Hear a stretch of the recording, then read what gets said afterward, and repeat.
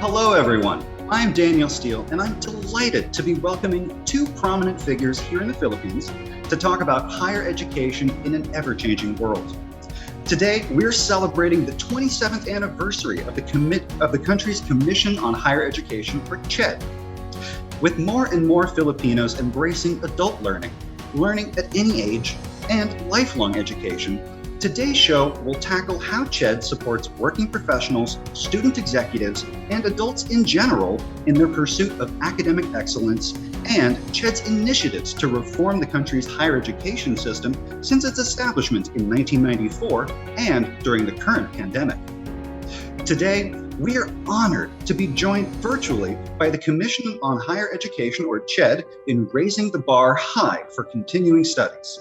CHED has also declared this year's first ever celebration for the first National Higher Education Day, with the theme Pajak, moving forward, claiming victory for Philippine higher education, pamantasan pandayan tungo sa kaunlaran. Just a bit of trivia.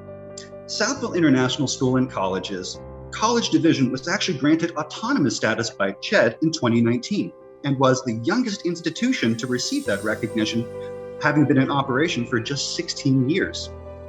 While its sister school, Southville International School, affiliated with foreign universities, is the pioneer in transnational education here in the Philippines. Today's interview will also be graced by the esteemed television personality, a celebrated artist known for her excellence in various fields and commitment to lifelong learning. Ladies and gentlemen, please welcome Chair Popoy Prospero E. de Vera III, affectionately known as Chair Popoy, of CHED, and Ms. Jodi Sta Maria, Southville's homegrown student and award-winning actress. Chair Popoy, you want to say hello? Hi, thank you, nice to be here. Thank you so much for joining us. And Jodi, thank you once again. Thank you so much for having me. It is an honor to have you both. Our topic today is very interesting and timely, concerning lifelong education, embracing adult education as the norm, and the Philippine higher education through the years, especially during this unprecedented time of COVID-19. But first off, we congratulate CHED on the first National Higher Education Day and a happy 27th founding anniversary. Shall we get started? Okay, great. Chair Popoy, how would you describe an amazing life, and what role does adult education play in achieving and sustaining one? Adult education is part of what is called lifelong learning. And lifelong learning is basically all learning activities undertaken with the aim of improving your knowledge, your skills and competencies as an individual. So when you go through the process of adult education, you have several options. Some may want to go back to the formal school system to finish their degrees, gain additional degrees. That's part of lifelong learning. You can also develop new skills and competencies, not necessarily part of a degree, but learning, how to do automotive repair, how to do IT, competence.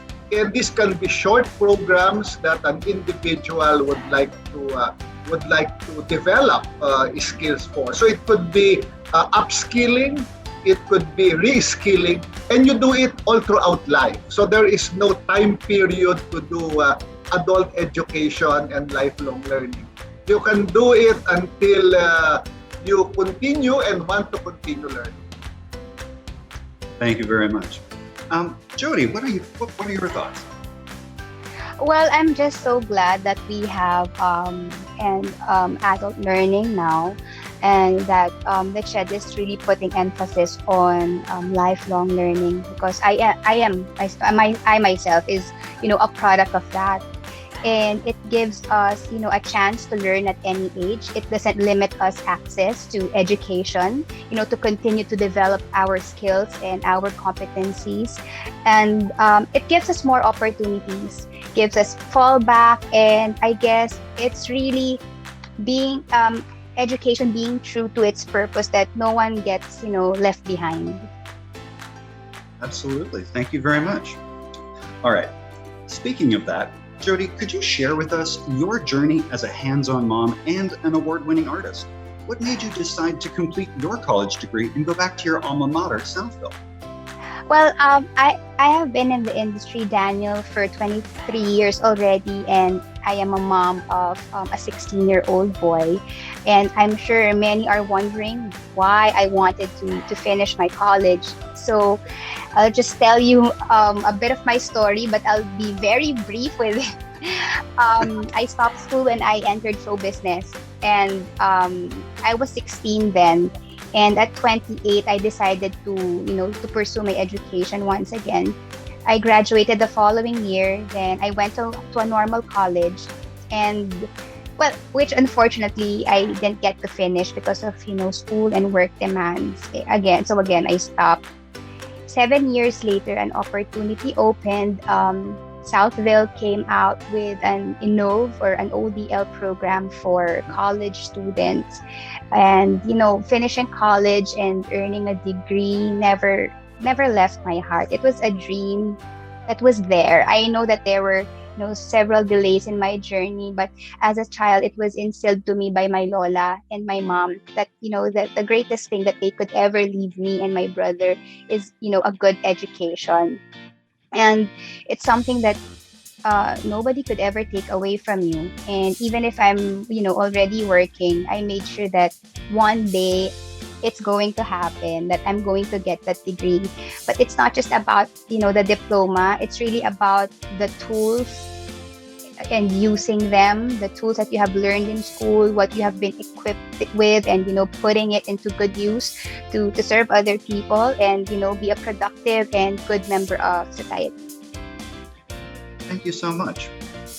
On the same subject, Chair Popoy, adult learning is very quickly becoming the norm. What are the initiatives of CHED in promoting continuing and lifelong education? Well, adult learning has had a very long history all over the world. In fact, Jodi is using adult education to earn a degree and move to hopefully postgraduate studies. In my case, when I was working and studying in Sacramento, I enrolled in a class on automotive repair and maintenance as an adult learning activity during weekends. It was because I wanted to develop a new skill. I'm interested in cars. I want to maintain my vehicle. And so I went through a whole process of learning, and I got the certification to become an auto mechanic in the state of California. I never got to practice it, but that is what adult education is all about. You give options to individuals to choose what they want. As adults, they can go finish another degree, they can develop a new skill, they can improve their skills. And what we're doing in the commission is aggressively pushing universities to maximize their offerings by going into adult education, because they have the skills and competencies. They have the faculty to teach these skills. They have the facilities to offer adult education. And they have the time, because our universities on weekends and in the evening don't hold regular classes for students. And these are the period where you can offer adult education. And adult education can be taught not just by the professors in the university, they can be taught by the alumni, they can even be taught by students. In American universities, they're teaching the elderly how to use smartphones as adult education. And the ones teaching it are the students. How to take good pictures from your smartphone, how to make sure you can use it. That is part of adult education. And we're happy that our top schools are rising up to the challenge and offering a wide variety of options for individuals. All right, thank you. Chair Popoy, what are the most in-demand higher education programs during this pandemic? There are a lot of degree programs that have been in demand before the pandemic, but now are more in demand. For example, health and allied professions. It's always been in high demand because we produce very good health professionals who practice not just in the Philippines but go abroad and go to hospitals and health facilities. But the pandemic has shown us that we need to produce more because it's not just the need outside the Philippines, but we need it here in the Philippines. So health and allied sciences. Because of technology during the pandemic, our IT degree programs have been given more emphasis. We need to produce individuals who can harness technology for use in education, for use in business, for use in government. And then of course, because a lot of economic activity have moved online, we need to recalibrate our business degree programs, our marketing programs to shift from the traditional, businesses on a face-to-face basis and to shift businesses online. So those in-demand programs are now even more in demand during the pandemic because of the shift in technology. And the last group are those in the tourism and hospitality sector, because tourism and the hospitality industry is the worst hit by the pandemic. So we need individuals who will be able to recalibrate and shift our tourism and hospitality management to go online. And when the pandemic is now controlled, to now recalibrate and change our tourism to move both online, offline, and do face-to-face. All right, thank you. Jodi, in one of your interviews with Southville, you mentioned about your dream to become a doctor. How are your experiences at Southville preparing you for this life-saving field? You know what, Daniel, I'm really glad and grateful for SISC's or Southville's commitment to its mission to produce extraordinary and amazing leaders by instilling and putting an emphasis to the school's 5 C's: competence, character, collaboration, commitment to achieve, and creativity.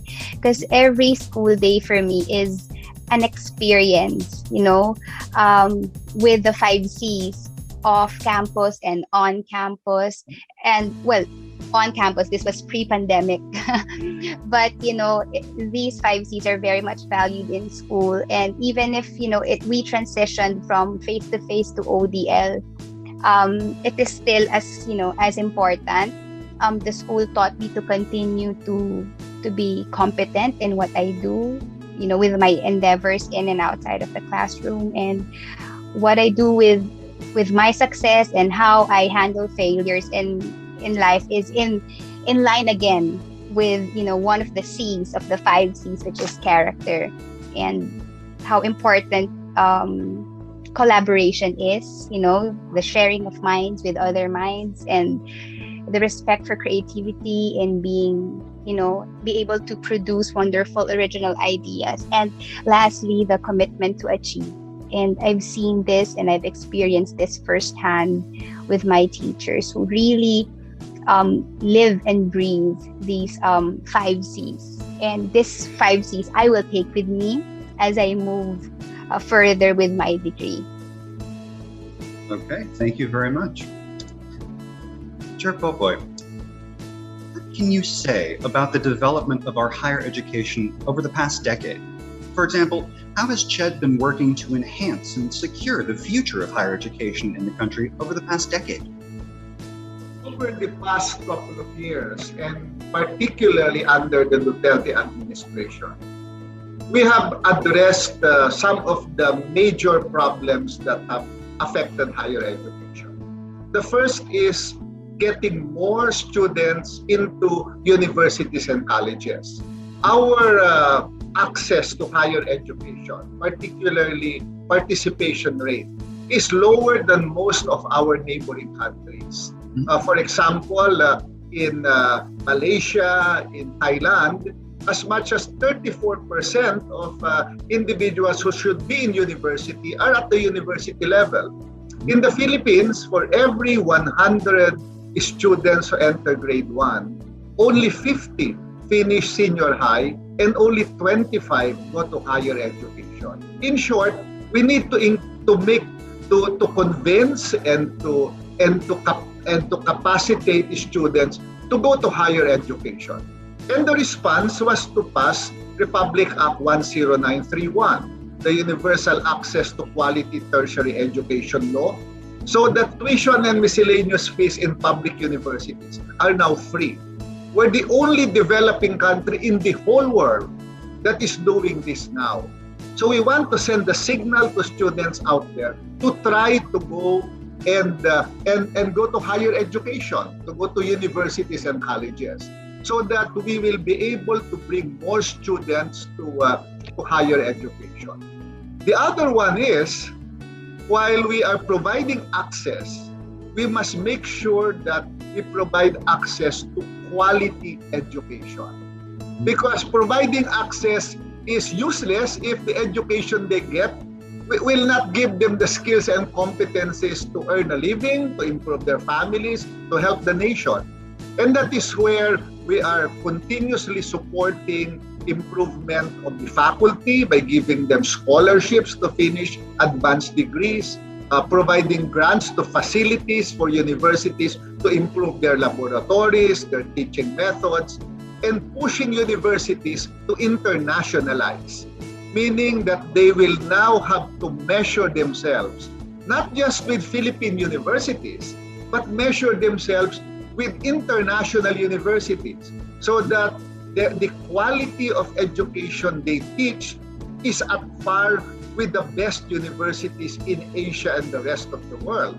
And just like Southville, which has gone into internationalization, we're encouraging all other universities to develop linkages with foreign universities, so that more students will go to university, and we're assured that the education they get is quality education. This is what we have been aggressively pushing for over the past several years. So, Chair Popoy, I understand that there is a higher education internationalization award that's going to be given this coming week as a part of the celebration for CHED's 27th anniversary and the first National Higher Education Day. And that's done in partnership with the UP Open University, I believe, right? Is there anything you'd like to share about that particular award? It's certainly a tremendous opportunity to highlight all the internationalization initiatives that have been going on, all of the work that CHED and universities around the country have been doing to push internationalization forward. I don't know who are the winners. I haven't seen the I think I'll get to see it when it is awarded. But basically, we have been pushing universities to internationalize in many ways. And I think it is now clear that many Philippine universities recognize the importance of international linkages, of exchange of faculty, joint research. And this is now the time to recognize those who are doing a good job. And that's why there's an award system that will be announced, I think, in the next couple of days. These are universities who have developed agreements with foreign universities. They have changed the way they operate from merely looking at their role within the country to looking at their role in the region and at the global level. Those that have sent their faculty and students to foreign universities. So it's a whole range of activities that they will be awarded, I think, in 2 or 3 days' time. All right, it's very exciting. Just looking back a decade ago, could you even imagine the way that we're learning today? You know, Daniel, I've been doing ODL for the past couple of years, and I started like maybe 4 years ago. This is not a new concept to me, but I'm just so thankful that, you know, the higher education is really the Commission on Higher Education, together with, you know, the schools, are really pushing for, you know, adult lifelong learning. And, as long as I believe the education sector will continue on with their mission, I think we will only expect innovations from their sector to make sure that, number one, demands are met and that every student, no matter what age, will receive, an optimal learning experience and quality education. Absolutely. All right. Jodi, based on your experience as a student and as a parent, what in your mind has been the greatest impact of COVID-19 on higher education? I think as a mom and as a parent, I think the greatest impact really is when students who are not used to online distance learning need to transition from face-to-face to doing virtual meets or virtual learning classrooms.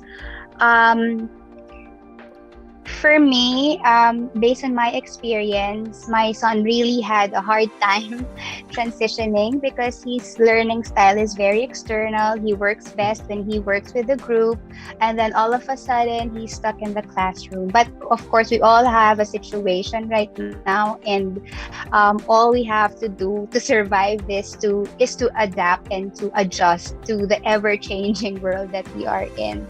But also, I guess we can also look at it as an opportunity for us to be more innovative when it comes to our learning system. So I think Zoom has all of a sudden become popular, and Google Classroom, and I think it's also a great time for us to be learning new skills and competencies to be able to catch up on the change that's happening. Absolutely. Yeah, as much as it is a challenge, it is also an opportunity. Absolutely. Chair Popoy, how can CHED strengthen or reinforce college programs in industries that are greatly impacted by COVID-19? For example, you mentioned earlier the hospitality industry, which is, of course, hospitality and tourism are struggling right now because of COVID-19. How can CHED strengthen or reinforce those college programs in those industries that are having difficulties right now? Well, first, Daniel, I think we all have to understand that the COVID-19 pandemic hit the whole world. Nobody basically is exempted from the impact of the pandemic. I think what differentiates success and failure is the ability of countries to be able to adjust, to adapt, and be united in confronting the pandemic. And so on the part of the Commission, our response really was to provide all the flexible learning opportunities for universities to continue learning. And I'm happy to announce that even during the worst times of the pandemic, learning has continued in higher education. We did not stop. We just kept on going. I think that is the biggest success. And as Jodi said, there are many opportunities that are offered, like, develop technology-mediated learning. Many universities have done it before. Many other universities are trying to do it now. So the approach in terms of how we survive the pandemic is to target on how learning can be improved. Improving the capacity of teachers to do both synchronous and asynchronous learning, improving connectivity in universities, making sure the students develop the necessary skills, the competencies, the gadgets that they are needed, and focusing on degree programs that we need really to improve in anticipation of the new normal. So we have to reframe the curriculum. We have to reframe what the students will learn. Because things will never be the same even after we control the pandemic.